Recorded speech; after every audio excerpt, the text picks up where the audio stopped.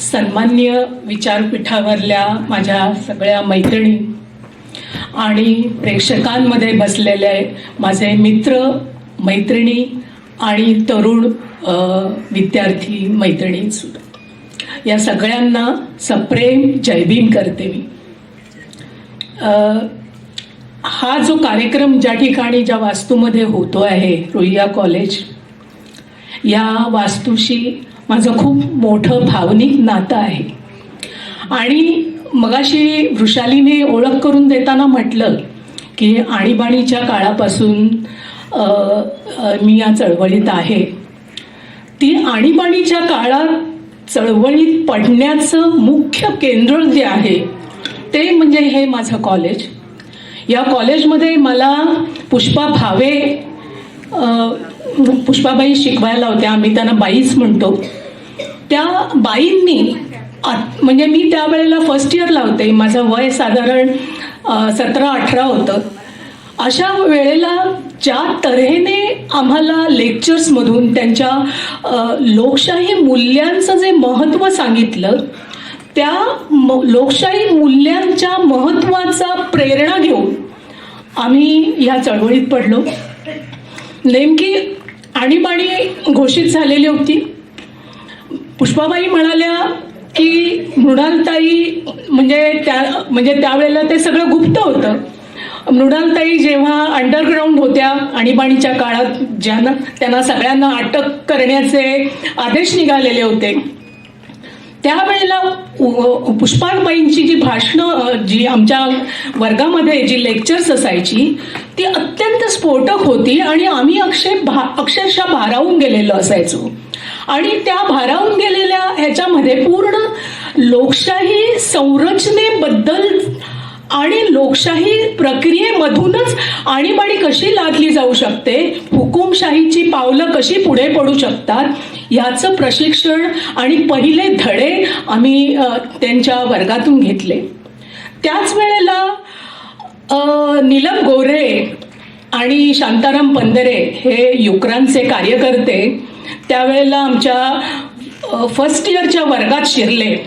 नीलमने लखनवी झब्बा घातला होता आणि हातात अशी भरपूर पत्रकं होती आणि ती पत्रकं वाटून, म्हणजे आम्हा सगळ्या विद्यार्थ्यांना मधल्या सुट्टीत, म्हणजे एक लेक्चर संपल्याबरोबर नीलम आणि शांताराम वर्गात शिरले आणि त्यांनी आम्हाला पत्रकं वाटली. आणि नीलमने त्यावेळेला जे भाषण केलं, नीलम गोरेंनी, त्या भाषणाने मी एकदम म्हणजे अशी थ्रिल झाले होते. मला एकदम असं वाटलं की नाही, हे आणि पुष्पाताईंच्या लेक्चर्समधून मिळालेलं होतंच अनेक गोष्टी, आणि नाही, आता आपण ह्याच्यात भाग घ्यायला पाहिजे. या दोघांनी आम्हाला सांगितलं, आम्ही उद्या दुपारी सकाळी 10 वाजता आम्ही म्युन्सिपल कॉर्पोरेशनचं जे फोर्टमधलं VT स्टेशनच्या समोरचं जे ऑफिस आहे त्याच्या समोरच्या चौकात आम्ही निदर्शनं करणार आहोत आणि तिकडे ज्यांना यायचं असेल त्यांनी या. आम्ही तिथे स्ट्रीट प्ले पण करणार आहोत, त्या स्ट्रीट प्लेमध्ये पण तुम्ही भाग घेऊ शकता. आणि आम्ही सगळे विद्यार्थी त्या ह्याला गेलो. तेवढ्यात पोलिसांची गाडी आली.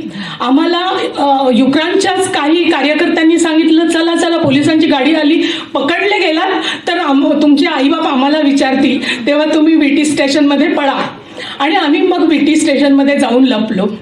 तर अशा प्रकारे आम्हाला पूर्णपणे लोकशाही संरचनेमध्ये आपल्या हक्कासाठी स्वतःचा लोकशाहीमधला अवकाश शोधण्याचा जो एक मंत्र मिळाला आणि तो मंत्र आम्ही आजतागायत तो वागवत आलोत, उराशी बाळगत आलोत. आणि जेव्हा केव्हा कुठल्याही लोकशाही अधिकारांवर जेव्हा गदा येते तेव्हा आम्ही निश्चितच अगदी पेटून उठतो आणि त्याचं श्रेय ह्या माझ्या रुईया कॉलेजला जातं. आणि नुसत्या पुष्पाबाई नव्हे तर असे अनेक प्राध्यापक रुईया कॉलेजमध्ये होऊन गेले, ज्यांनी आणीबाणीच्या काळात आमच्यासारख्या तरुण मुलांना खूप मोठी प्रेरणा दिली, जी पूर्ण आमच्या आयुष्यभराची शिदोरी म्हणून आम्ही आमच्यासोबत वागवत आहोत.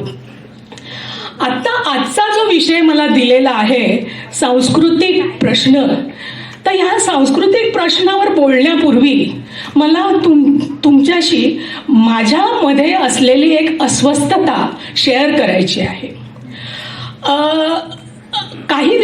पूर्वी म्हणजे जस्ट 1-2 आठवड्यापूर्वी फेसबुकवर एका स्त्रीने पोस्ट केली होती गुरुचरित्राबद्दल. आणि गुरुचरित्राची तिने पानं टाकली होती. तिचं असं म्हणणं होतं की आता माघ महिना चालू आहे आणि माघ महिन्याच्या अमावास्या पौर्णिमेला आमच्या घरातले पुरुष गुरुचरित्राचं पारायण करतात. आणि तिने म्हटलं की पुरुषच करतात, स्त्रियांना गुरुचरित्र वाचायची परवानगी नाही. आणि तिने जी पानं टाकली होती म्हणजे त्याचे पानांचे, गुरुचरित्राच्या पानांचे फोटो टाकले होते, ते यापूर्वी पण मी कधीतरी पाहिले होते, पण त्यातले श्लोक मी अगदी तपशिलात जाऊन कधी वाचले नव्हते. पण या वेळेला मात्र वाचले आणि मी हबकूनच गेले. मला असं वाटत होतं की आम्ही मनुस्मृती जाळतो, म्हणजे दरवर्षी म्हणजे आम्ही हल्ली मनुस्मृती जाळणं म्हणजे कुठलाही ग्रंथ जाळणं बरोबर नाही म्हणून ते बंद केलं. परंतु आमची सुरुवात 1997 साली महाडला मनुस्मृतीच्या काही पानांचं दहन करून आम्ही महिला मुक्ती दिन पहिला साजरा केला महाडला. त्यावेळेला मी स्वतः महाडलाच राहायला होते. पण त्या मनुस्मृतीचं आजवर आम्ही जे सतत आमच्या भाषणातून आणि आमच्या वेगवेगळ्या शिबिरातून जे बोलत होतो, त्याहीपेक्षा भयंकर ह्या ग्रंथामध्ये, गुरुचरित्रामध्ये आचारसंहिता सांगितलेली आहे स्त्रियांसाठी. आणि ती संपूर्णपणे स्त्रियांची तडफडूक करणारी अशी आचारसंहिता आहे. त्याच्यात गुरुचरित्रातल्या एका काही म्हणजे हे गुरुचरित्र कुणी लिहिलं असेल त्याचा, ते लिहिलं गेलं 1480 या सालात नृसिंह सरस्वती या कर्नाटकच्या एका संताने ते लिहिलेलं आहे. आणि त्याच्यामध्ये पूर्णपणे दत्त संप्रदाय जे आहेत, दत्त संप्रदायाचे जे 3-4 पंथ आहेत, त्या पंथापैकी हे नृसिंह सरस्वती होते. तर त्याच्यात त्यांनी 2-3 श्लोकामध्ये अगदी म्हणजे स्त्रियांनी सतत पतीची सेवा केली पाहिजे आणि भजावा पुरुष शिवासम अशा प्रकारे त्यांनी हे केलं. आणि तसं केलं तरच मोक्ष मिळेल. स्त्रियांचं म्हणजे एखाद्या स्त्रीचं पतीचं निधन झालं आणि ती त्याच्या सती गेली नाही तर अशा विधवा स्त्रीचं तोंडही बघू नये. सहगमन न करणाऱ्या स्त्रीचं आणि ती जर पुत्रप्राप्ती म्हणजे तिला पती निधनाच्या आधी पुत्रप्राप्ती झाली नसेल तर अशा स्त्रीचं तोंडही पाहू नये, ते अमंगळ आहे. आणि जी कोणी स्त्री आपल्या सासऱ्याला श्वसुराला उलट उत्तर करेल किंवा पतीला जे उलट उत्तर करेल तर अशा स्त्रीला कुत्रेचा जन्म मिळेल. कुतरी असा शब्द वापरलाय. काही ठिकाणी त्यांनी श्वानाचा जन्म मिळेल असाही शब्द वापरलेला आहे. दुसरं असं की स्त्रीने नेहमी पतीचं उष्ट भोजन केलं पाहिजे. पती परगावी गेल्यास तिने शृंगार करू नये. आणि पत्नी जर व्याभिचारी निघाली तर तिला पुन्हा कुत्रीचा जन्म मिळेल. पुरुषाने जर परद्रव्य हरण केलं तर त्याला खरूज होईल. पुरुषाने जर शूद्र स्त्रीशी म्हणजे ब्राह्मण सोडून सगळे जे शूद्र जाती आहेत त्या शूद्र जातीतल्या स्त्रीशी संभोग केला तर त्याचं वटवाघूळ होईल. आणि जो कोणी शूद्राला वेद शिकवेल त्याचा जन्म चांडाळ योनीत होईल. आणि जो कोणी शूद्रासोबत भोजन करेल त्याचा सुद्धा जन्म चांडाळ योनीत होईल. अशा प्रकारचे म्हणजे मी यातले काही निवडक गोष्टी तुमच्या समोर मांडल्या.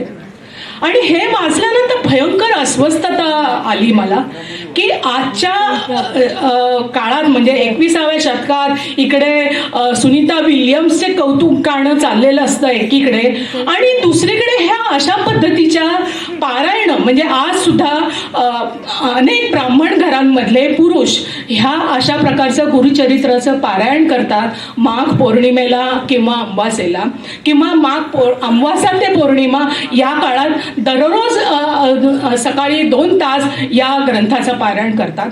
मला असा प्रश्न पडला की आजच्या काळात जगणाऱ्या ह्या पुरुषांना सुद्धा हे वाचत असताना काहीच कसं वाटत नाही.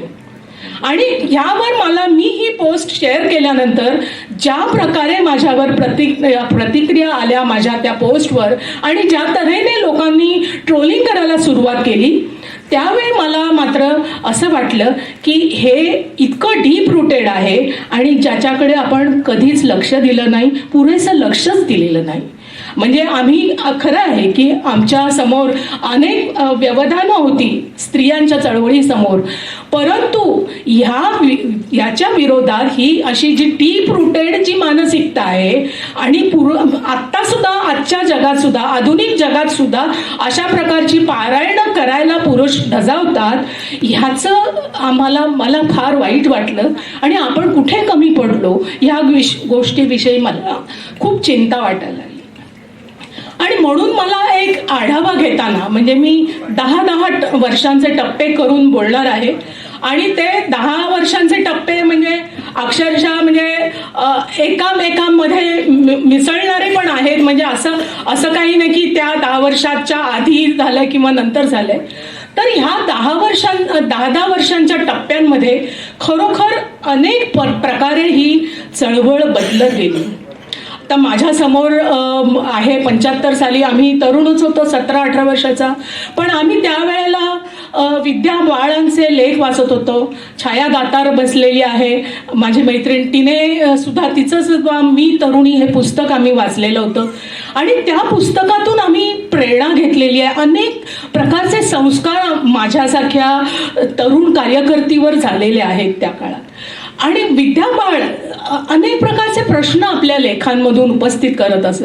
म्हणजे स्त्री पुरुष संबंधांबद्दल प्रश्न उपस्थित करत असत. स्त्री पुरुषांचा जो एकत्रित संसार आहे, एकत्र कुटुंब पद्धती आहे, त्याच्याबद्दल अनेक प्रश्न उपस्थित करत असत. आणि त्या प्रश्नांची उत्तरं शोधण्याचा, उत्तरं दिलेली नसायची परंतु उत्तरं शोधायला हवीत अशा प्रकारचा त्यांचा प्रयत्न असायचा.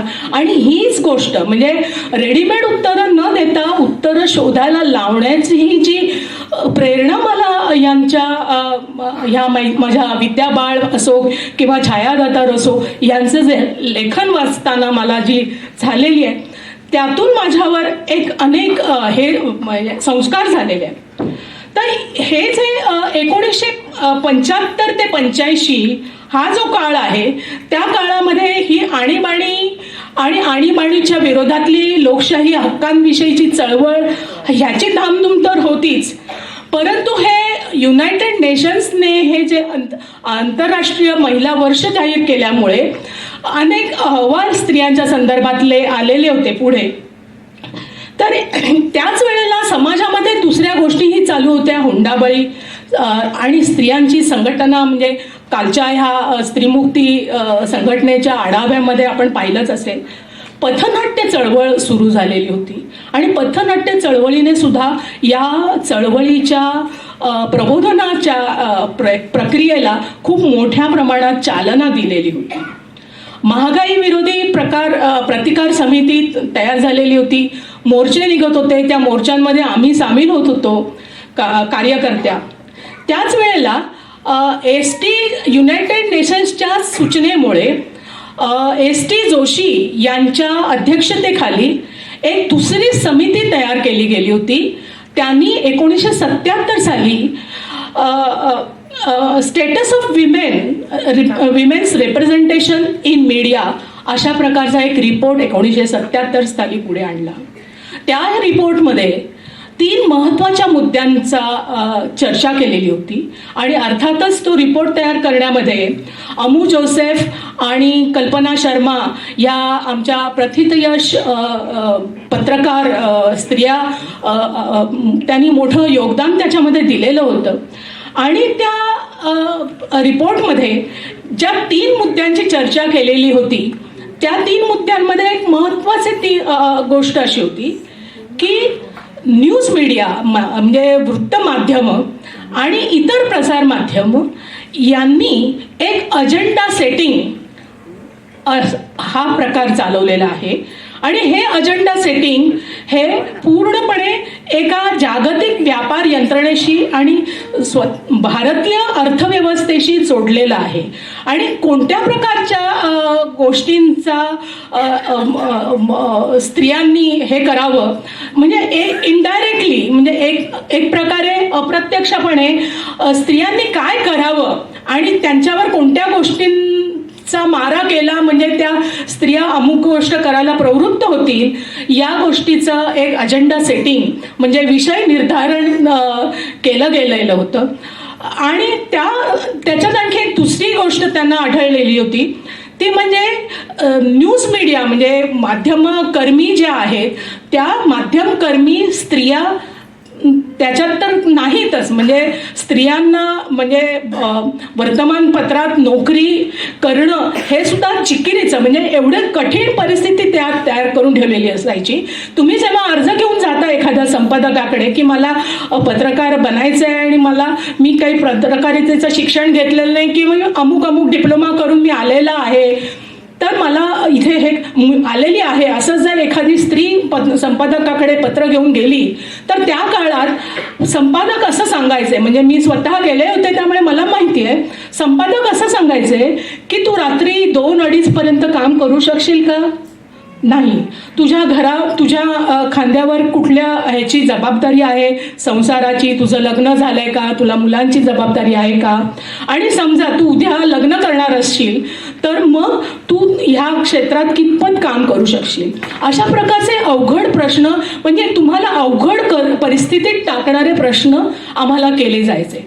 आणि अशा प्रकारे त्या स्त्रियांची रिक्रुटमेंटच माध्यम ह्याच्या प्रक्रियेमध्ये होतच नव्हती. तर ह्या गोष्टी यांना आढळल्या. आत्ताचा नुकताच माहीत नाही मला इथे आहेत पत्रकार त्या पण सांगतील साधारण 46% स्त्रिया माध्यमकर्मी आहेत. पण त्यापूर्वी फक्त 12% स्त्रिया 1975 मध्ये माध्यमकर्मी स्त्रिया होत्या. जसं ह्या म्हणजे ही जी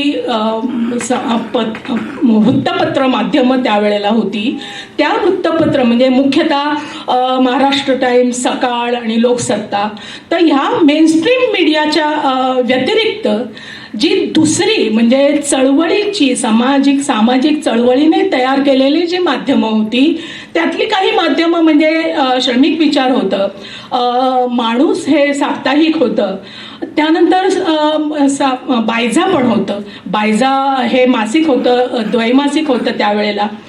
त्यानंतर किर्लोस्कर आणि स्त्री ज्याच्यामध्ये विद्या बाळ लेखन करायच्या, कॉलम लिहायच्या. तर ह्याच्यामध्ये ह्या सगळ्या माध्यमांमधून आम्हाला जो स्त्रियांच्या दडपणुकीविषयी आपल्या लोकशाही हक्कांविषयी आणि स्त्रियांनी ह्या लोकशाही प्रक्रियेमध्ये संरचनेमध्ये जो अवकाश शोधण्याची धडपड चालवलेली होती त्या धडपडीला एक प्रकारे माहिती देणारं प्रोत्साहन देणारी माहिती ह्या पर्यायी वृत्तपत्रांमधून आम्हाला मिळायची. परंतु ही जी मेनस्ट्रीम मीडियाची जी वृत्तपत्र होती त्यातून मात्र आमचे लेखही कधी छापले जायचे नाहीत आणि आम्हाला आमच्या लेखांना सुद्धा म्हणजे आम्हाला माहिती देणारे सुद्धा लेख या स्त्रियांच्या प्रश्नावरचे छापून कधी येत नव्हते. दुसरा आणखी एक महत्त्वाचा ह्या काळामध्ये हे होता एकीकडे जेव्हा status of women in media status of women's representation in media हा जो रिपोर्ट आला त्याच्यामध्ये हा दुसरा आणखी एक मुद्दा चर्चेला गेला होता की स्टिरियोटाइप्स म्हणजे अलका कुबल चे जे सिनेमे होते माहेरची साडी आणि काय ते जय संतोषी मा असे धार्मिक सिनेमे तर ह्या धार्मिक सिनेमामध्ये ही जी सोशिक आणि कौटुंबिक अतोनात कौटुंबिक छळ सोसून सुद्धा त्यातून उभी राहणारी अशी सोशिक सून, आदर्श पत्नी, माता, हा जो स्टिरियोटाईप जो ह्या सिनेमांमधून दाखवला जात होता, त्या स्टेरिओटाईपला विरोध करणारा सुद्धा दुसरा अल्टरनेटिव्ह सिनेमा, ज्याला मी सिनेमा ऑफ रेझिस्टन्स असं म्हणते, तो सुद्धा त्याच वेळेला तयार होत होता. आणि हे फार महत्त्वाचं आहे आमच्या दृष्टीने. हे होतं की एक प्रकारे आमच्या धडपडीला, आमच्या रेझिस्टन्सला, आमची जी प्रतिकाराची जी चळवळ होती, त्या प्रतिकाराच्या चळवळीला हा एक आवाज दिला आहे की काय, असं एक आम्हाला त्यातून दिसत होतं. आणि त्याच्यातले हे सिनेमे होते. एक त्या काळात आलेला अंकुर होता, निशांत ही एक फिल्म आलेली होती. आणि जेव्हा म्हणजे ही काय ते जय संतोषी मा हा सिनेमा लाखोनी करोडोनी खोऱ्याने पैसा सिनेमागृहात ओढत होता, त्याच वेळेला त्याला एक रेझिस्टन्स करणारा जब्बार पटेलांचा उंबरठा हा सिनेमा आला. आणि उंबरठा ह्या सिनेमाने खरोखर आम्हाला असं वाटलं की आम्ही एकट्या नाही आहोत, आमच्यासारख्याच अनेक स्त्रिया आहेत. अशा प्रकारचं एक आश्वस्त करणारी चळवळ पण सायमल्टेनियसली पुन्हा म्हणजे पॅरलल पद्धतीने चालू होती. आणि ही एक फार समाधानाची गोष्ट आहे. दुसरं आणखी त्याच वेळेला नाटकाच्या क्षेत्रात जर आपण बघायला गेलं तर एकीकडे कौटुंबिक जिव्हाळ्याची नाटकं तर चालू होतीच, पण त्याच वेळेला मी जसं म्हणते सिनेमा ऑफ रेझिस्टन्स होता, तसंच नाटक ऑफ रेझिस्टन्स अशा प्रकारचं म्हणजे प्रतिक्रियावादी म्हणा किंवा प्रतिकारवादी अशा प्रकारची नाटकं सुद्धा आलेली होती. त्याच्यात एक अवध्य होतं. विजय तेंडुलकरांनी सखाराम बाइंडर आलेलं होतं.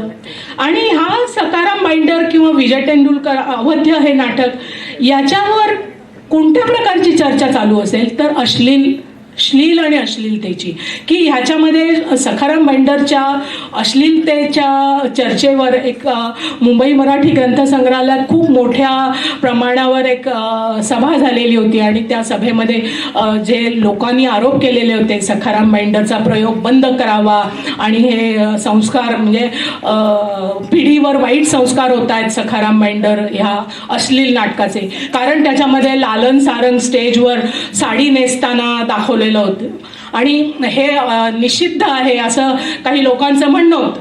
तर अशा प्रकारे त्याला एक प्रतिकार करणाऱ्या असे अनेक नाटकं त्या काळात तयार झालेली होती. पथनाट्य चळवळ म्हणजे सडक नाटक चळवळ जी आम्ही म्हणतो, ती चळवळ तर आम्हाला पूर्णपणे आधार देणारीच होती. आम्ही स्वतःच पथनाट्य करणारीच लोक होतो, कारण आमचा मार्ग प्रतिक्रिया देण्याचा, आमचा अभिव्यक्ती करण्याचा मार्ग, स्वतः एखाद्या गोष्टीला विरोध करण्याचा मार्ग म्हणजे पथनाट्य हे आमचं साधन होतं, आमचं एक शस्त्र होतं. आणि ते शस्त्र आम्ही सतत वापरत होतो.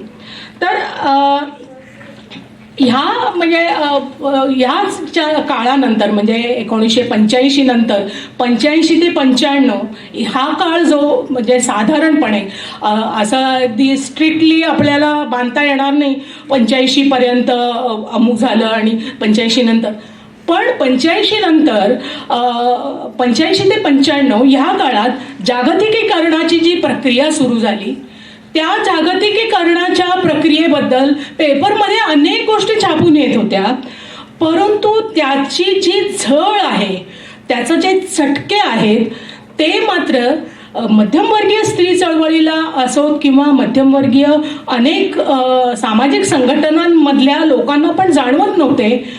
परंतु जे कष्टकरी होते, ज्यांचे धडाधड कारखाने बंद झाले, 1984 साली जेव्हा गिरणी संप झाला, त्या गिरणी संपात मी स्वतः कार्य करत होते आणि मी राहत होते गिरण गावातच राहत होते करी रोडला.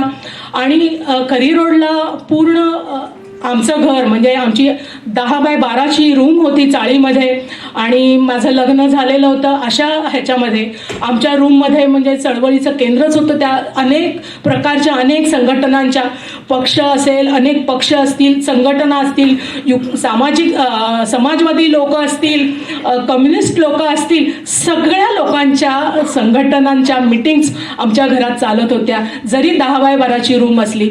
आणि त्या ऐकायला अनेक गिरणी कामगार पण येऊन बसत.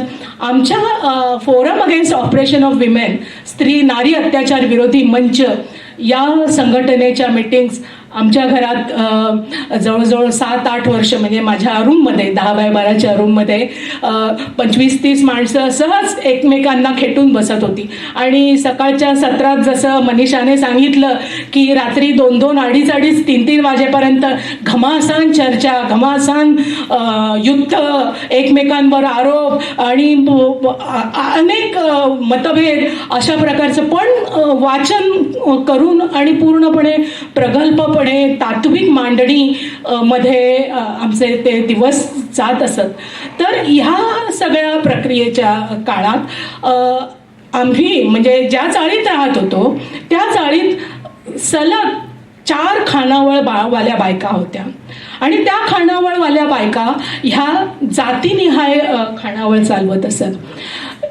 एक खानावळ होती ती फक्त दलित कामगारांसाठी होती आणि त्या खानावळीत बाकीचे कामगार जात नसत. गिरणी कामगार म्हणजे गिरणी कामगार जरी आज म्हणजे आम्ही सांगत असलो की खूप उदारमतवादी अशा प्रकारची चळवळ होती, तरी सुद्धा जाती व्यवस्था मात्र अगदी परखडपणे तिथे पाळली जायची आणि त्यावर कुणीही दलित खानावळवालीच्या ह्याच्यात. तर ज्या वेळेला गिरण्या बंद पडल्या त्याच वेळेला आधुनिकीकरण, ऑटोमेशन इतर कारखान्यांमध्ये पण होऊ लागलेलं होतं आणि त्या ऑटोमेशनमुळे कारखाने पण बंद पडायला लागले होते. आणि अशा परिस्थितीत खानावळवाल्या बायकांना रेशन आणणं सुद्धा परवडणं असं झालं. म्हणजे रेशन आम्हाला त्यांना आणायला लागायचं ते काळा बाजारात रॉकेल आणायला लागायचं, काळा बाजारात गहू, तांदूळ ह्या अनेक गोष्टी विकत घ्यायला लागायच्या. आणि काळा बाजारात सुद्धा घेणं त्यांना परवडायचं नाही, कारण अनेक कामगारांची देणी थकलेली होती. 6-6 महिन्याच्या खानावळीचे हे भाडे दिलेली नव्हती. आणि मग ह्या खानावळवाल्या बायका भयंकर त्रस्त झालेल्या होत्या. त्याच वेळेला आमची सडक नाटकं, पथनाट्य आमची जी चालू होती, आम्ही वेगवेगळ्या भागात आम्ही पथनाट्य करायचो. गिरणी BDD चाळीमध्ये करायचो, वरळी BDD चाळीत करायचो, ग्लोब मिल पॅसेज मध्ये म्हणजे ती जी बैठ्या चाळींची झोपडपट्टी वजा अशी जी ही आहे तिथे आम्ही पथनाट्य करायचो. तर ह्या सगळ्या ठिकाणी ज्या विखुरलेल्या खानावळवाल्या होत्या, जेव्हा आमचं स्त्रीमुक्ती विषयावरचं नाटक आम्ही करायचो, पथनाट्याची सडक नाटकाची एक पद्धत असते. नाटक झाल्यावर तुम्ही निघून जात नाही, तर तिथेच उभं राहून तुम्ही लोकांशी चर्चा करता, लोकांशी संवाद करता.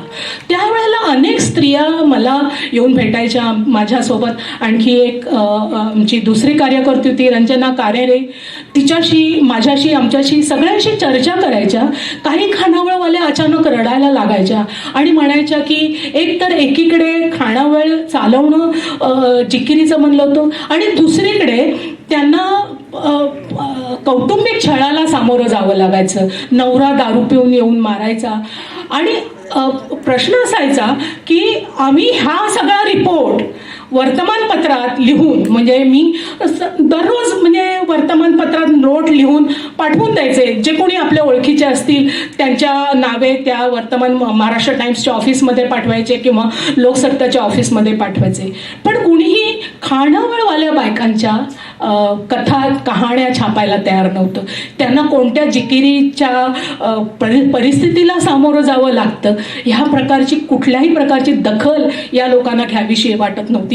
परंतु आमची पाठवलेली नोट श्रमिक विचारमध्ये मात्र छापून यायची, कधीतरी नवाकाळमध्ये छापून यायची किंवा नवशक्तीमध्ये छापून यायची.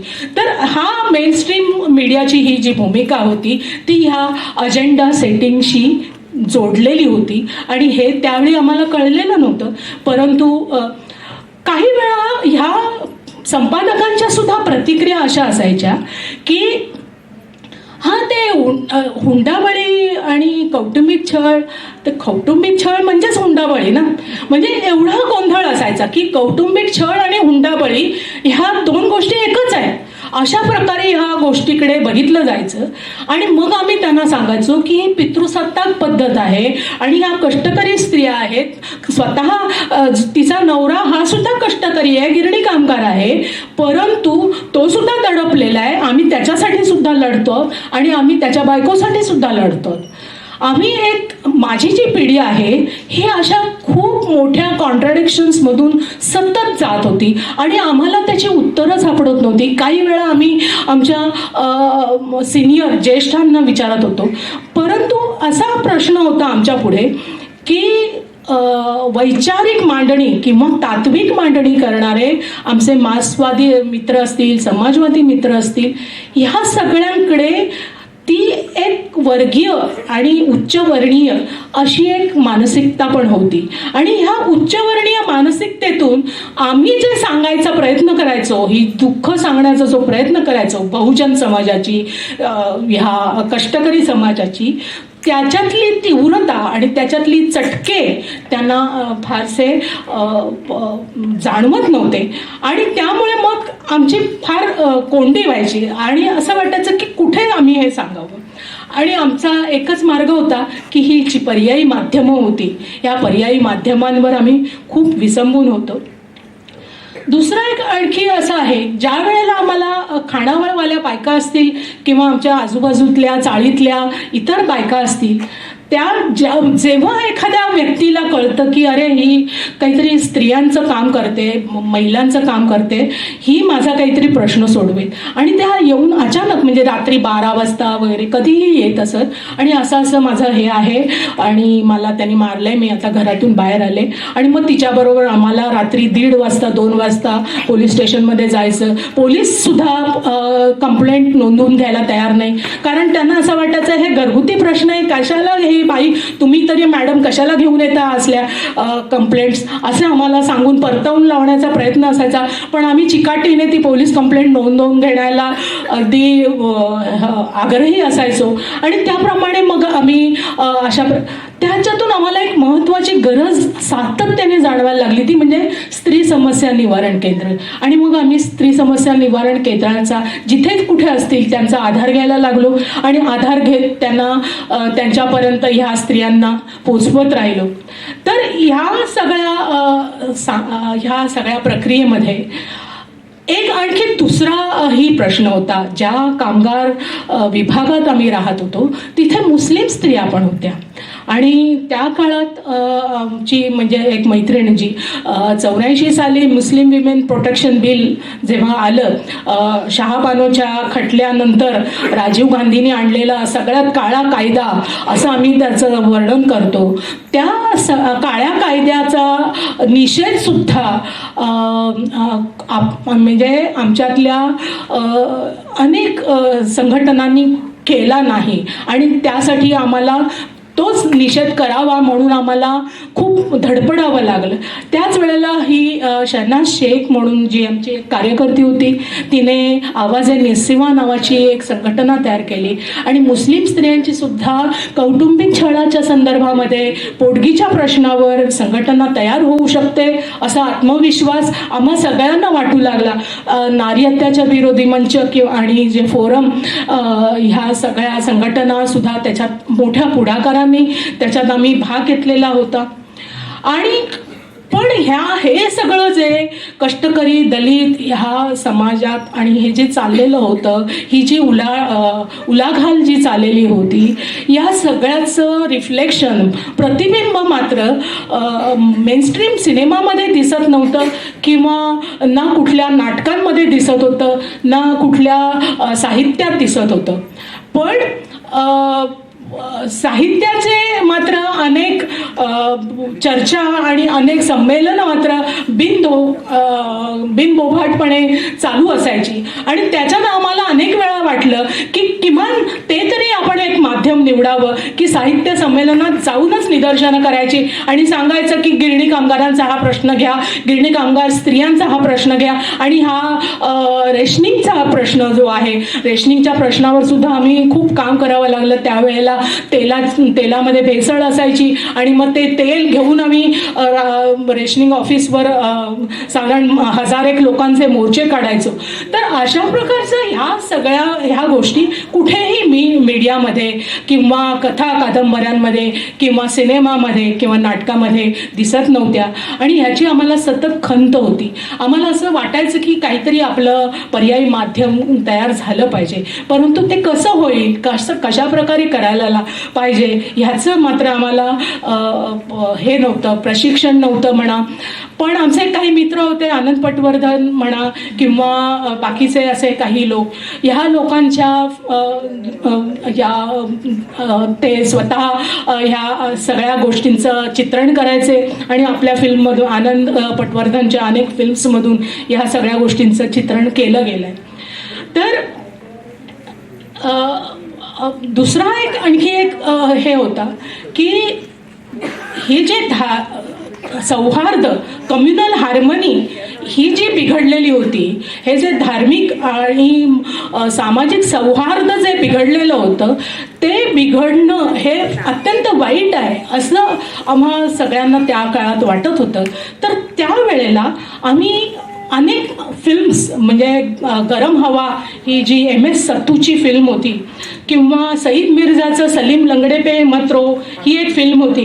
तर अशा प्रकारच्या फिल्म्स आणि अगदी जुन्या व्ही शांतारामची कुंकू वगैरे अशा फिल्मसुद्धा घेऊन आम्ही दाखवायचो. मुख्यतः फिल्म दाखवून त्याच्यावर चर्चा घडवून आणणं आणि लोकांमधून लोकांचं मतपरिवर्तन, लोकांच्या विचारांना परिवर्तन करण्याची एक दिशा देणं, ह्यासाठी आमचे त्या काळात प्रयत्न चालायचे आणि त्याचा थोडाफार परिणाम होता. आणि हा जो कामगार वर्ग जो विस्थापित झालेला होता, उखडला गेलेला होता कारखान्यांमधून ह्या जागतिकीकरणाच्या प्रक्रियेमध्ये, त्यांनी ह्या गोष्टीचा हे केलेलं आहे आपल्या ह्याच्यात. परंतु त्यांची जी पुढची पिढी होती, त्यांची जी मुलं होती, ती मात्र शिवसेनेकडे आकृष्ट झालेली होती. जे तुम्ही जयंत पवारांचा जो अधांतर आहे त्याच्यामध्ये असेल आणि महेश मांजरेकरनी जो सिनेमा केलेला आहे त्यातून ते व्यक्त झालेलंच आहे. तर अशा प्रकारचा हा जो ही जी होती, तर 1995 ते 2005 ह्या काळामध्ये शेतमजूर आणि दुष्काळ, म्हणजे जे गिरणी कामगार आणि कारखान्यातले विस्थापित झालेले लोक होते, त्यांना जे शेवटी पर्याय नसल्यामुळे ते आपापल्या गावाला गेले. गावाला त्यांच्या हातात जरी 1-2 एकर जमीन असली तरी त्यातून कुटुंबाचं पोट भरण्या इतकी त्याच्यात ही नव्हती. ते रोजगार हमीच्या कामावर, रस्ते बनवण्याच्या कामावर, मातीच्या पाट्या टाकण्याचं काम करायला लागले. आणि ज्यांच्या जाणीवा अतिशय समृद्ध झालेल्या त्या कम्युनिस्ट चळवळीने, युनियन्सनी अतिशय चांगल्या प्रकारे त्यांचं प्रबोधन केलेलं होतं, असे गिरणी कामगार सुद्धा शेवटी मातीच्या पाट्या टाकता थकून गेलेले होते. आणि त्यांच्यातून ही कुठल्याही प्रकारच्या परिवर्तनाच्या ह्याला रिस्पॉन्ड करण्याचा, प्रतिसाद देण्याची ताकदच संपलेली होती आणि हतबल झालेले होते. तर अशा ह्या बेरोजगार आणि हतबल झालेल्या कामगारांच्या संदर्भामध्ये अनेक म्हणजे सिनेमे आलेले होतेच.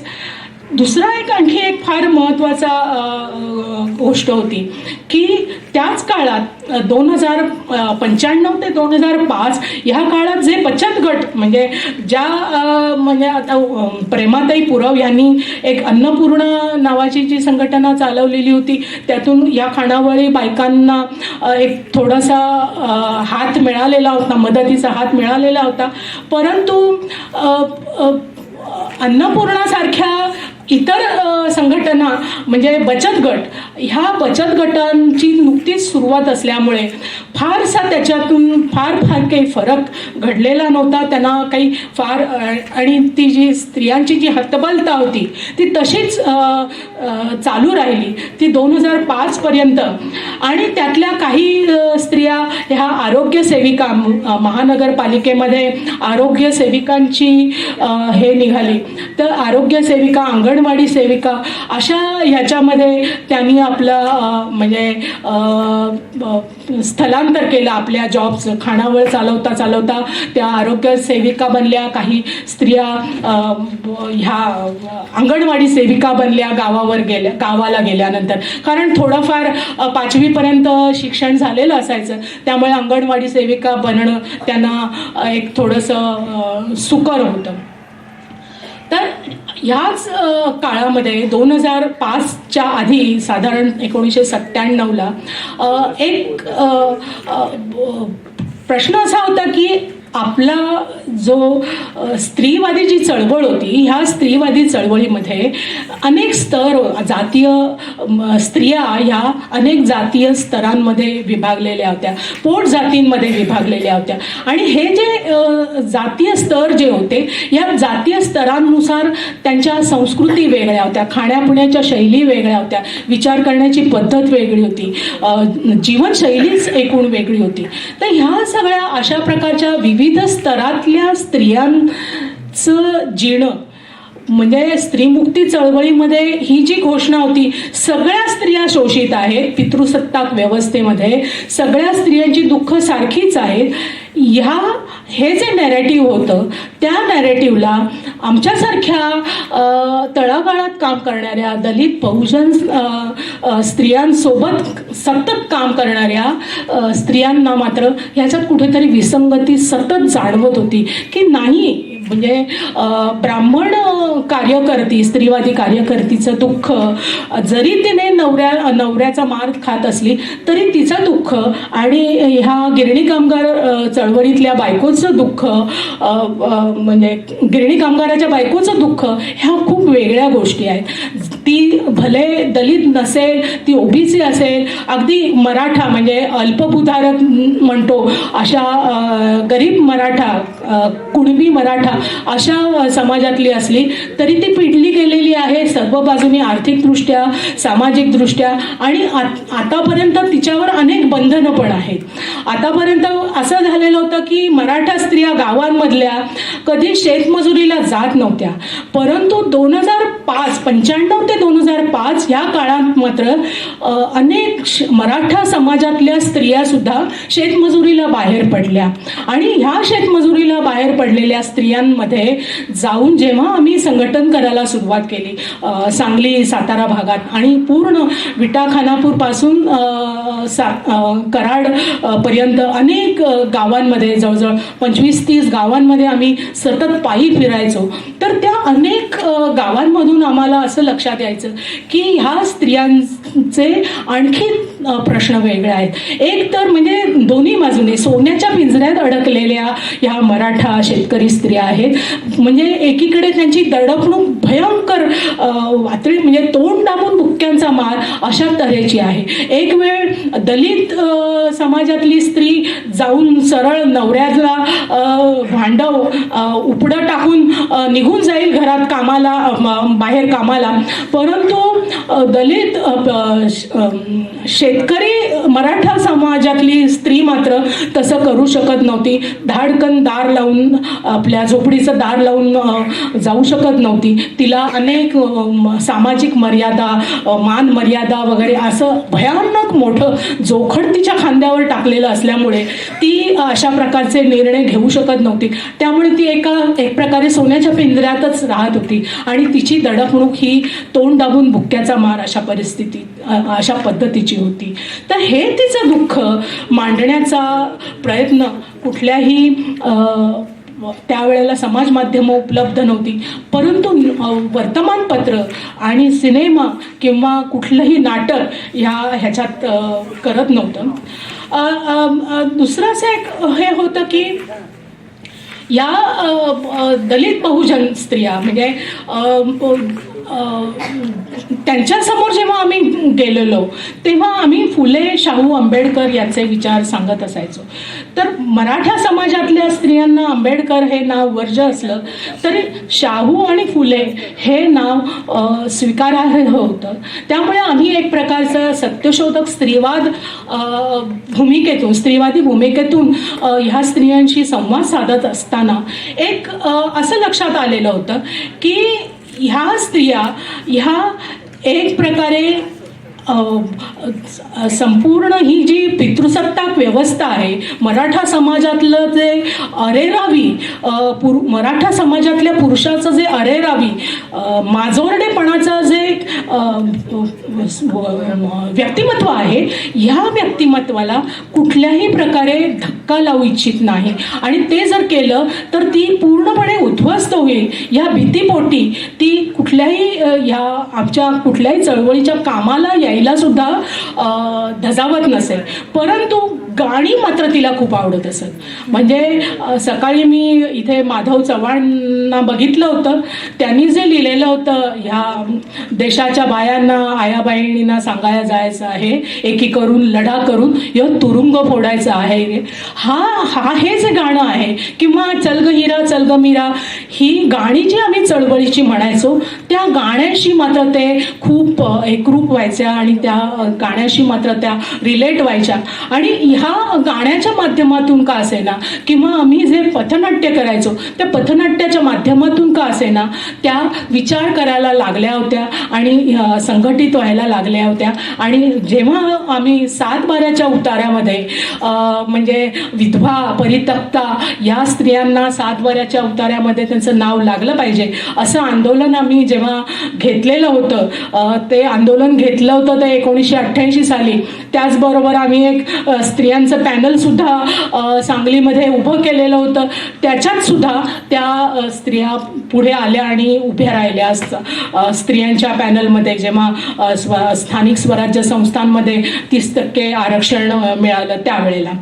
तर प्रश्न असा होता की ही जे स्तरीकरण होतं स्त्रियांमधल्या शोषणाचं, लैंगिक शोषणाचं असेल, पितृसत्ताक व्यवस्थेतल्या दडपणुकीचं असेल, तर हे जे स्तरीकरण होतं ते स्तरीकरणामधले जे बारकावे, त्यातले अनेक पदर समजण्याची एक जी गरज होती ती स्त्री चळवळीतल्या आमच्या ज्येष्ठ मैत्रिणी होत्या त्या फार लक्षात घेत नव्हत्या. आणि त्यामुळे एक प्रकारचं एक थोडंसं अंतर आमच्यामध्ये, म्हणजे आम्ही सत्यशोधक स्त्रीवादी स्त्रिया ज्या होतो त्यांच्यामध्ये, त्यांच्या विचारामध्ये फुले शाहू आंबेडकर यांना मानणाऱ्या आम्ही जो स्त्रीवादी होतो त्यांच्यामध्ये आणि स्त्रीमुक्ती चळवळीतल्या आमच्या ह्या ज्येष्ठ मैत्रिणींच्या मध्ये वादविवाद खूप होत होते. आणि हे वादविवाद अगदी म्हणजे काही वेळा टोकाला पण जाणारे होते आणि काही वेळा एकमेकींना पुन्हा जोडणारे पण होते. परंतु ह्या असं एकमेकांशी संवाद करत, म्हणजे विरोधाभास का असेना, भांडत तंडत का असेना, पण आम्ही अनेक प्रश्नांची सोडवणूक करण्यात यशस्वी ठरलो. आणि ह्या संदर्भामध्ये दुसरी आणखी एक महत्त्वाची घटना ह्या 2005च्या काळात होती, ती म्हणजे डान्स बारमध्ये काम करणाऱ्या 2005 साली त्यावेळेला जेव्हा पूर्णपणे मुंबईचा जो सीमा आहे, बेलापूर, ठाणे आणि पनवेल ह्या ठिकाणी मोठ्या प्रमाणावर बार सुरू केलेले गेले होते, डान्स बार होते. आणि त्या डान्स बारमध्ये गावातली, म्हणजे जिथे मोठे श्रीमंत शेतकरी होते अशा वेगवेगळ्या गावांमधून तरुण मुलं पैसे घेऊन तिथे उडवायला येत असत आणि डान्स बारमधल्या या मुलींवर उडवत असत. हा एक मोठी समस्या होती आणि ही स्त्रियांच्या दृष्टीने सुद्धा समस्याच होती, कारण त्यांची मुलं अशा प्रकारे गायब होऊन डान्स बारमधल्या बारबालांवर पैसे उडवत होती. तर ह्या बारबालांचा प्रश्न आम्ही फुले शाहू आंबेडकरवादी स्त्रियांनी आम्ही उचलला. आणि या वेळेला आमचा पुन्हा संघर्ष आमच्या स्त्रीवादी मैत्रिणीशी अपरिहार्य होणं साहजिक आहे, कारण स्त्रीचं शरीर हे विक्री मूल्य असणारं आहे अशा प्रकारचंच एक डान्स बारमधल्या स्त्रियांचं सगळं प्रेझेंटेशन होतं. त्यामुळे आमचं असं म्हणणं होतं की ह्या ज्या स्त्रिया आहेत डान्स बारमध्ये नाचणाऱ्या या मुख्यतः दलित बहुजन अशा समाजातून आलेल्या आहेत आणि त्या अपरिहार्यतेतून आलेल्या आहेत. तो त्यांचा चॉईस नाही आहे आणि जर चॉईस असलाच तर तो फोर्स चॉईस आहे असं आमचं म्हणणं होतं. ठीक आहे, मी संपवणारच आहे लगेच. तर एक फार महत्त्वाची चळवळ आहे. डान्स बारच्या नंतरच मला पुन्हा मी टू चळवळ आणि सोशल मीडियाकडे पण यायचं आहे. तर मी ते पटापट मांडते आणि संपवते. तर हा जो बाजारू मीडिया जो होता म्हणजे बाजारपेठी अर्थव्यवस्थेमध्ये हा जो मीडिया तयार झालेला होता त्यावेळेला इलेक्ट्रॉनिक चॅनल्स पण मोठ्या प्रमाणावर वाढलेली होती. तर ह्या इलेक्ट्रॉनिक चॅनल्सनी चघळण्यासाठी अगदी चटपटीत कंटेंट म्हणून चघळण्यासाठी डान्स बारचे प्रश्न घेतलेले होते. डान्स बारमधल्या स्त्रियांच्या कहाण्या मांडायला सुरुवात केली होती. चांदनी बार सारखा सिनेमा आलेला होता त्याच्यावर चर्चा चाललेल्या होत्या. तर पण या सगळ्या प्रक्रियेमध्ये जे सरंजामशाही आणि जातीयवादी शोषणाचं जी व्यवस्था होती या जातीयवादी शोषणाच्या म्हणजे जातीयवादी उतरंडीमध्ये सुद्धा लैंगिक शोषणाची जी समस्या होती त्या विषयाकडे मात्र कुणीही बोलत नव्हतं. परंतु ह्यांचा पोटापाण्याचा प्रश्नावर आपण पाय देतो डान्स बारवर बंदी आणून अशी मात्र भूमिका सगळ्या माध्यमांनी घेतली आणि आम्ही एकटेपणाने का होईना स्त्रीवादी सत्यशोधक स्त्रीवादी स्त्रिया खूप मोठ्या प्रमाणावर लढत होतो. त्याचप्रमाणे त्याच वेळेला ह्या काही फिल्म्स पण आलेल्या होत्या. म्हणजे अरुणा राजेची रिहा ही फिल्म आलेली होती आणि म्हणजे जेणेकरून स्त्री शरीराचं स्त्रियांची लैंगिकता स्त्रियांचं शरीर आणि त्या स्त्रियांच्या शरीराबद्दल असलेला मोकळेपणा ह्याचा एक अभिव्यक्ती करण्यासाठी रिहाई होतं, मिर्च मसाला होतं आणि अनेक काही अशा फिल्म्स आलेल्या होत्या. तर ह्याच्यामध्ये लैंगिक शोषणाचा मुद्दा बाजूला राहिला परंतु स्त्रियांचा मुक्तता स्त्रियांच्या एक लैंगिक बंधनातून मुक्तता अशा प्रकारची कुठली तरी भूमिका त्याच्यात घेतली गेली होती. दुसरा आणखी एक पुढचा टप्पा मी म्हणेन त्याच्याबद्दल तो 2005 ते 2015 आणि त्याच्यामध्ये आणखी एक सिनेमा आला होता डर्टी पिक्चर. हा विद्या बॅलनचा पिक्चर होता. सिल्क स्मिता ही जी कॅबरे डान्सर होती तमिळ फिल्म इंडस्ट्रीमधली तर सिल्क स्मिताच्या आयुष्यावर डर्टी पिक्चर हा सिनेमा. तर त्या काळात डर्टी पिक्चर आल्यानंतर आणि डर्टी पिक्चरच्या नंतर लागोपाठ अनेक बाकीच्या पण फिल्म्स आल्या होत्या की लिपस्टिक अंडर बुरखा वगैरे अशा. तर त्याच्यात विद्या बालन आणि त्यानंतर दीपिका पडुकोण यांनी आपल्या काही मुलाखती दिल्या आणि त्या मुलाखतीत विद्या बालन असं म्हणाली की म्हणे हे सिनेमा सिल्क स्मिता वरचा हा सिनेमा करत असताना मला असं वाटलं की I am celebrating my body women's body. तर ही जे सेलिब्रेटिंग वुमन्स बॉडी हे काय आहे असा प्रश्न आम्ही विचारायला सुरुवात केली. म्हणजे हे ऊसतोड कामगार ह्या स्त्रीवर जेव्हा तिचा मालक ऊसतोड ज्याच्या शेतात राबते त्या स्त्रीवर जेव्हा बलात्कार होतो तेव्हा ती कशी सेलिब्रेट स्वतःचं I am celebrating my body असं म्हणू शकते का. पण ह्या गोष्टीचा तुम्ही सरंजामी व्यवस्थेमधल्या लैंगिक शोषणाचा ह्याच्यात तुम्हाला काही हेच नाही जाणीवच नाही ह्याच्याबद्दल काही संवेदनाच नाही. परंतु तुम्ही मात्र एक व्यक्तिगत पातळीवर दॅट इज म्हणजे एक व्यक्तिनिष्ठ पातळीवर तुम्ही सेलिब्रेटिंग वुमन्स बॉडी असं म्हणता. ती काही सामूहिक स्त्रियांच्या संदर्भामध्ये केलेलं ते स्टेटमेंट असू शकत नाही किंवा तो संदेश असू शकत नाही. अशा प्रकारे आमचा ह्या सगळ्या संकल्पनेलाच विरोध होता. अशा प्रकारचं म्हणजे आपल्या म्हणजे स्त्री देहाचं विक्री मूल्य वाढवणारं एक आणि प्रदर्शन मांडून जेणेकरून जे काही कुणी वासनांध पुरुष आहेत, विकृत पुरुष आहेत, ते पूर्णपणे ह्या चित्राकडे किंवा त्या सिनेमाकडे बघत असताना एक पूर्ण नजर सुखाचं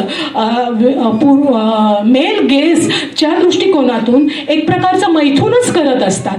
आणि हे तुम्ही ह्या अशा प्रकारचं विक्री मूल्य, स्त्रीच्या शरीराचं विक्री मूल्य वाढवणाऱ्या ह्या गोष्टीकडे सेलिब्रेटिंग विमेन्स बॉडी असं म्हणू नये असं आमचं म्हणणं होतं. परंतु ह्या सगळ्या याच्यात वादविवादांमधून अनेक भूमिका त्याच्यातून पुढे घडत गेल्या, डेव्हलप होत गेल्या आणि हे पुढेच्या भागामध्ये अनेक लोकांना ते कळलंही की अशा प्रकारचा दलित आहे. दुसरा एक आणखी 2005 ते 2015 ह्या काळामध्ये जो घडला महत्त्वाचा तो म्हणजे खैरलांजीच्या प्रश्नावर, खैरलांजीच्या आणि अगदी एक्झॅक्टली त्याच्या आधी सिल्क स्मिता आणि सिल्क स्मिताने खैरलांजीचे जे प्रकरण घडलं त्याच्याच आधी म्हणजे हा सिनेमा यायच्या आधी 2 वर्ष सिल्क स्मिताने आत्महत्या केली. त्यावेळेला आम्ही विद्या बालनला पत्र लिहिलं आणि विचारलं की सिल्क स्मिताने आत्महत्या का बरं केली असेल, तिला का नाही वाटलं बाबा हे सेलिब्रेटिंग वुमन्स बॉडी हे काहीतरी ग्रेट आहे, ही काहीतरी मुक्तीची संकल्पना आहे, असं का नाही बरं तिला वाटलं. म्हणजे ती कुठल्या तरी एका लैंगिक शोषणाच्या व्यवस्थेमध्ये पिळली गेलेली आहे आणि म्हणून तिने आत्महत्या केली. ह्या गोष्टीचा तू विचार करावास असं आम्ही विद्या बालनला पत्र लिहिलं होतं. दुसरं असं एक आहे की व्हॅम्प फिगर म्हणजे डर्टी पिक्चरच्या नंतर अनेक चित्रपटांची एक अशी लाटच आली की त्याच्यामध्ये अशा वेश्या स्त्रियांचं चित्रण करायचं. परंतु ह्या वेश्यांचं चित्रण करत असताना पूर्ण हा जो समाज आहे पीडित, लैंगिक दृष्ट्या शोषित असा जो पीडित समाज आहे स्त्रियांचा, त्यांच्या सगळ्या जगण्याबद्दल, त्यांच्या दुःखाबद्दल, या कशाहीबद्दल कुठल्याही प्रकारची संवेदना मात्र ह्या सिनेमा इंडस्ट्रीकडून व्यक्त झाली नाही. दुसरं एक असं आहे की 2005 आणि त्याच वेळेला आम्ही खैरलांजीचा प्रश्न सुद्धा ह्या अशा प्रकारच्या सेलिब्रेटिंग वुमन्स बॉडी आणि चॉईस, स्त्रियांचं शरीर कसं करावं, आपण त्याला अंगप्रदर्शन करावं न करावं, ह्या सगळ्या गोष्टीला प्रश्न विचारणारा आणखी एक घटना घडायला लागल्या महाराष्ट्रात. अनेक ठिकाणी दलित स्त्रियांवरच्या बलात्काराच्या घटना समोर येत होत्या. त्याच काळामध्ये उर्मिलाताईंचं आयदान पण आलेलं होतं. आयदानात आणि त्याच्या आधी जे मी आधी म्हटलं तर शांताबाई कांबळेंचं माया जन्माची चित्तरकथा आणि बेबीताई कांबळेंचं आधीच्या काळामध्ये आलेली होती आत्मचरित्र. त्यातून एक भूमी तयार झालेली होती दलित बहुजन स्त्रियांच्या जीवनाकडे बघण्याची आणि आमच्या स्त्रीवादी मैत्रिणींची सुद्धा एक भूमिका तयार झालेली होती आणि एक पुन्हा संवादाची प्रक्रिया ह्या ही थोडीशी दरी तयार झालेली होती. ती दरी मिटायला सुरुवात झाली आणि अशा प्रकारे खैरलांजीच्या प्रश्नानंतर मात्र पुन्हा ह्या सगळ्या गोष्टींचा एक संवेदनाशीलपणे आढावा आणि विचार व्हायला सुरुवात झाली. 2015 ते 25 हा काळ मात्र इंटरनेट आणि सोशल मीडियाचा हा शेवटचा टप्पा आणि त्यानंतर मी थांबणार आहे. शेवटचाच टप्पा आहे तो.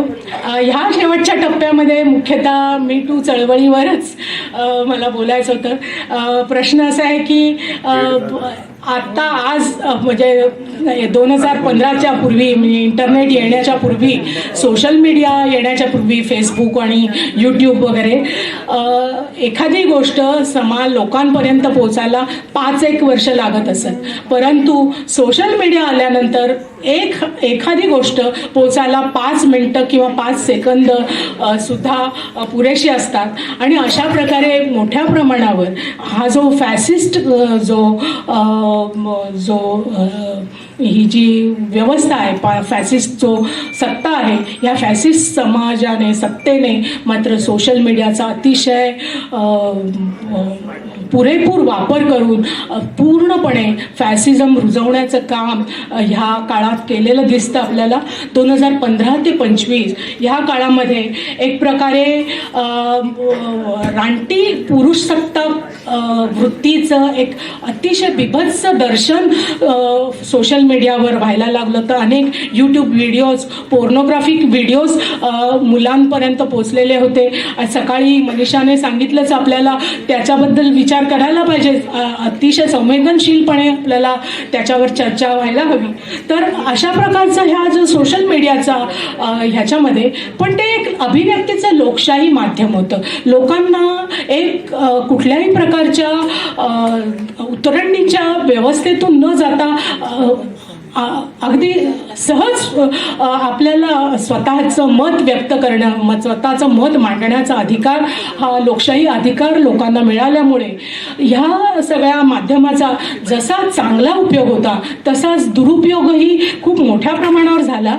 आणि त्याच वेळेला सोशल मीडियाच्याच माध्यमातून काही स्त्रियांनी आपल्या फिल्म इंडस्ट्रीमधल्या आणि पत्रकारितेच्या प्रसारमाध्यमातल्या स्त्रियांनी, पत्रकार स्त्रियांनी आपली मी टू म्हणजे लैंगिक शोषणाची व्यथा मांडली. आणि त्या व्यथेवर म्हणजे ती चळवळ सुरू झाली अमेरिकेमध्ये, परंतु भारतात ती पोहोचल्यानंतर 5-6 वर्षानंतर पोहोचली. त्या पोहोचल्यानंतर मात्र ह्या चळवळीला खूप मोठ्या प्रमाणावर विरोध झाला. आणि ह्या पोर्नोग्राफी